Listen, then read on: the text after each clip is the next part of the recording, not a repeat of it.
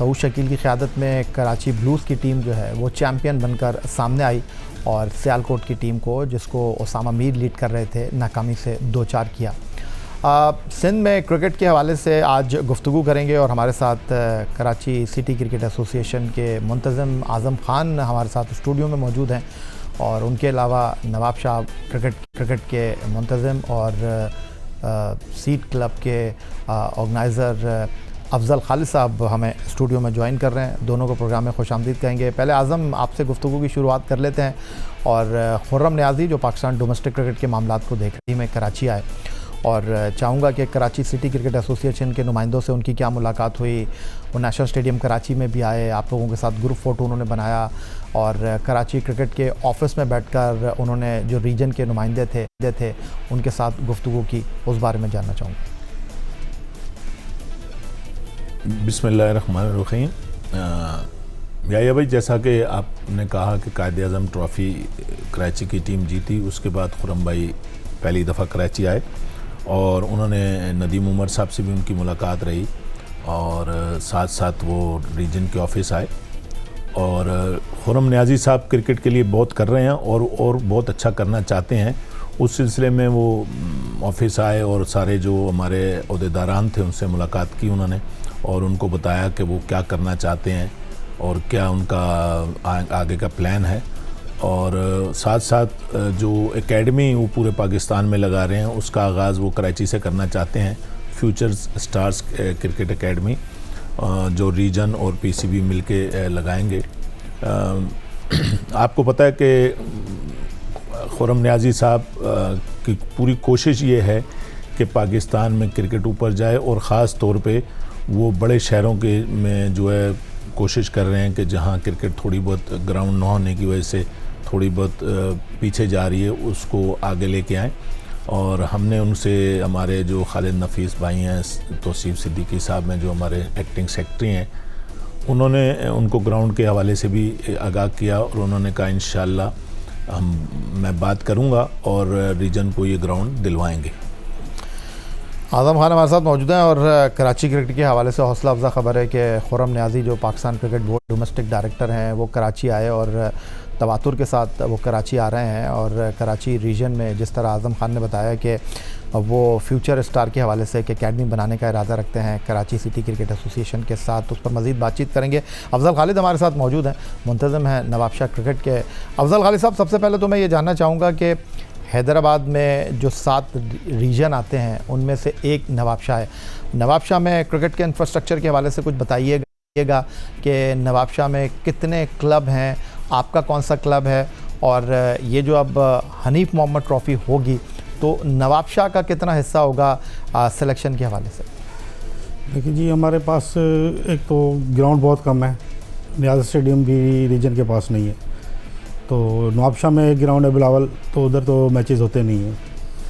तो हनीफ मोहम्मद ट्रॉफ़ी में ज़्यादा से ज़्यादा नवाब शाह के 2 या 3 प्लेयर खेलते हैं और हैदराबाद रीजन है हमारा, तो उस हिसाब से फिर हमारी जो क्वालिटी ऑफ क्रिकेट है एक तो सीज़नली है कि ज़्यादातर हम लोग सीज़न में खेलते हैं, तो गर्मी होने की वजह से क्रिकेट ज़्यादा नहीं हो रही है हमारे पास, तो इसके लिए हमें ग्राउंड्स चाहिए। जैसे कि नियाज़ स्टेडियम है, वहाँ पे एक भी मैच नहीं होता, रीजन का भी नहीं होता, ना डिस्ट्रिक्ट का होता है। फिर उसके बाद में हैदराबाद से तकरीबन 30 किलोमीटर बाहर जाके खेलना पड़ता है और मीरपुर खास का ग्राउंड भी नहीं है हमारे पास, वो भी ख़त्म हुआ है, तबाह हाल है, तो ग्राउंड की कमी है, इंफ्रास्ट्रक्चर की कमी है। लेकिन आपकी तरफ से काशिफ भट्टी आए नवाब शाह से, उन्होंने पाकिस्तान टीम के साथ भी टूर किया, अभी कायद आज़म ट्रॉफ़ी में वो कराची ब्लूज़ के लिए खेले, बड़ी उम्दा उन्होंने कारकर्दगी का मुजाहरा किया। तो काशिफ भट्टी के बाद और कौन सा ऐसा खिलाड़ी है जो नवाब शाह से उभर कर सामने आया? काशिफ भट्टी के बाद भी एक लड़का लेग स्पिनर है जवाद भट्टी, वो काफ़ी अच्छा टॉप किया उसने हनीफ मोहम्मद ट्रॉफ़ी में, तो जवाद भट्टी हैं अभी। और जूनियर्स में अबू ज़र है, फिर बासित जमाली है, इसके अलावा फराहद है, ये लोग हैं जो अंडर 19 से भी ऊपर आ रहे हैं। आज़म खान साहब, वापस आपकी तरफ आ जाता हूँ और जानने की ये कोशिश करूँगा कि बराह रास्त खुर्रम नियाज़ी का कराची सिटी क्रिकेट एसोसिएशन के जो 7 जोन हैं उनके नुमाइंदों के साथ बातचीत करने का कोई फ़ायदा, क्योंकि जो सबसे बड़ा मसला है इस वक्त कराची का, वो ground Karachi city cricket association के पास है नहीं और आपके जो मुख्तलिफ़ क्लब हैं 7 जोन में, उनको सैटरडे और संडे को मैच खेलने के लिए ग्राउंड नहीं मिलते क्योंकि वो मल्टी नेशनल कंपनियों के पास होते हैं और आपके जो क्लब हैं वो मैदानों का इंतज़ार करते हैं। या भाई सैटरडे संडे नहीं, पूरे वीक ही नहीं मिलते ग्राउंड क्लब को खेलने के लिए। और खुरम नियाज़ी साहब, जैसे मैंने आपको बताया कि वो पाकिस्तान में क्रिकेट के लिए बहुत काम कर रहे हैं और वो कराची बड़ा शहर है, उनकी कोशिश ये है कि कराची की क्रिकेट जो है वो बहाल हो और इस सिलसिले में उन्होंने हमें सबको यकीन दिलाया कि इंशाल्लाह वो ग्राउंड के सिलसिले में चेयरमैन क्रिकेट बोर्ड जनाब मोहसिन नकवी साहब से बात करेंगे और मुझे उम्मीद है कि मोहसिन नकवी साहब जो है ग्राउंड रीजन को दिलवाएंगे। आपको पता है कि नदीम उमर साहब की क़यादत में इस दफ़ा भी कराची ने ट्रॉफ़ी जीती और 2023-24 में तो ऑलमोस्ट सारी टूर्नामेंट कराची की टीमों ने जीते थे। 15 से लेके कायदे आज़म ट्रॉफ़ी, T20 वनडे में रनर अप थे। तो ये ग्राउंड के लिए खुरम नियाज़ी साहब ने कहा है कि इंशाल्लाह वो बात करेंगे और ग्राउंड आप लोगों को दिलवाएंगे। खुरम नियाज़ी साहब का विज़न जो है वो पाकिस्तान की क्रिकेट के लिए बहुत ज़बरदस्त है और उन्होंने जो वो करना चाहते हैं वो हमारे जोनल ऑफिशियल्स के साथ शेयर किया। आज़म खान साहब, कराची के जो 7 जोन हैं, यहाँ कितने क्लब इस वक्त एक्टिव हैं और कितने ग्राउंड इस वक्त कराची सिटी क्रिकेट एसोसिएशन के पास हैं सिवाय KCCA क्रिकेट स्टेडियम के? लेकिन जी कराची के अंदर कोई 300 क्लब हैं, 300 के करीब क्लब हैं और ग्राउंड सिर्फ एक। सबसे ज़्यादा क्लब किस जोन में? जोन 4 के अंदर हैं, 46 आई थिंक वहाँ हैं। लेकिन ग्राउंड रीजन के पास एक ही है, जो KCCA स्टेडियम है वही ग्राउंड है, उस पर ही सारी क्रिकेट हो रही है।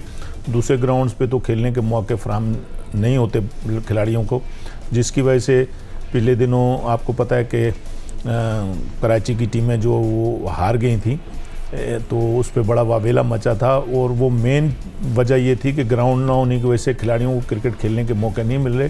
जो कुछ भी कोशिश की जा रही है वो KCCA स्टेडियम पे ही हो रहे हैं क्रिकेट।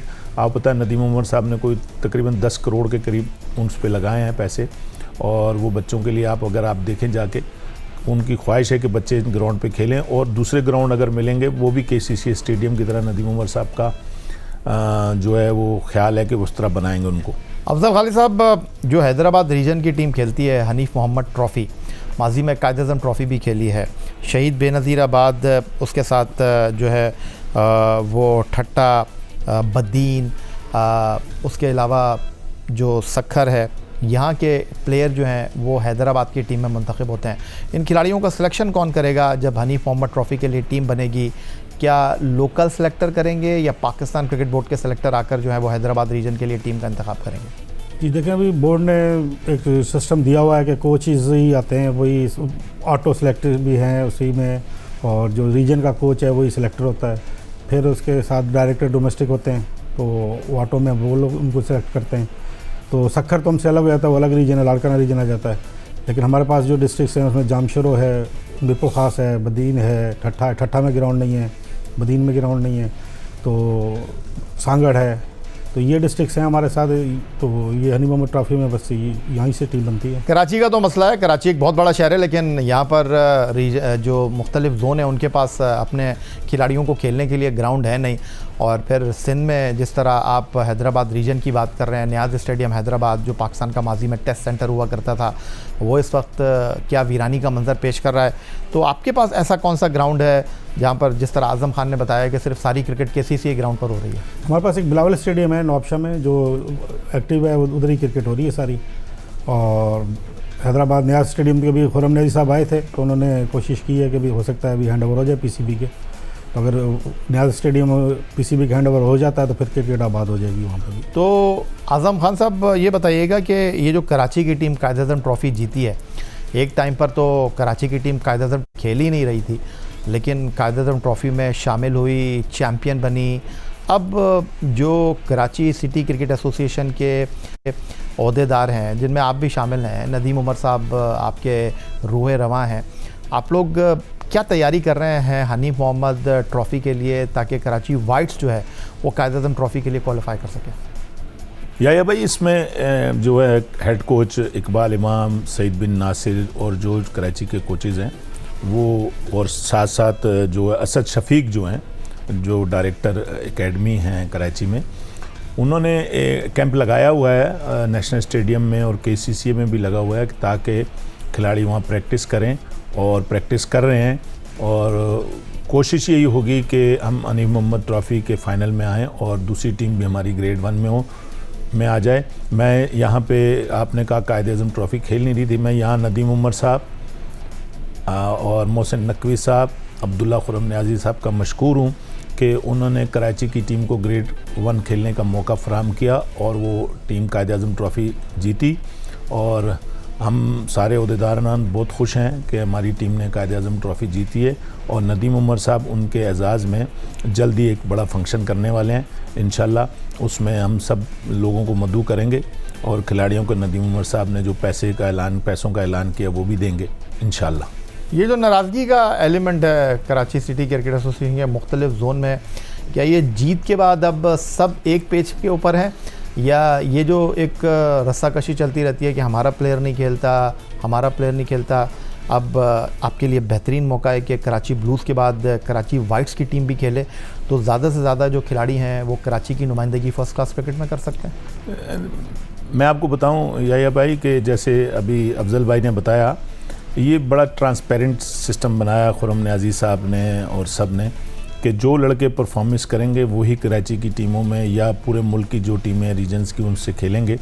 उसमें तो ये चक्कर नहीं है कि मेरा खेले या तुम्हारा खेले या फलाने का खेले। बहरहाल शिकायत होती हैं, लोग अपनों से ही शिकायत करते हैं।